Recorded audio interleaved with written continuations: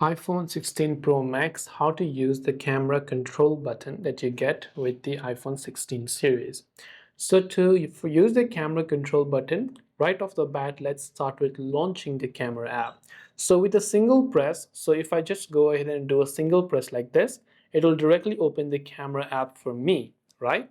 Now, once I've opened the camera app, if I want to take a picture, I can simply press again and it will just take a shutter like that. So just press again, you can see it's taken a shutter. Now, if I want to switch between the wide angle, right, I simply have to hold for a while, not press, but just hold by touching on it and then simply go ahead and then just let it load up and you can switch to 0.5x if you want to, you can switch to 0.1x, 2x, 5x and so on. So this is another way to do it as well, and you can also switch to front camera from the top like this.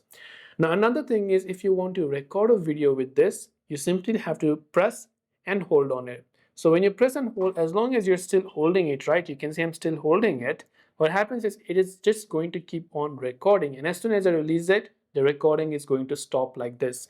So this is some of the way for us to use the camera control button on our iPhone 16 Pro Max. There are also multiple functions that you can customize from the settings, but to give you a basic idea, I hope the video helped you out. If you have any questions, feel free to leave them down below. Thank you for watching and see you soon in the next video.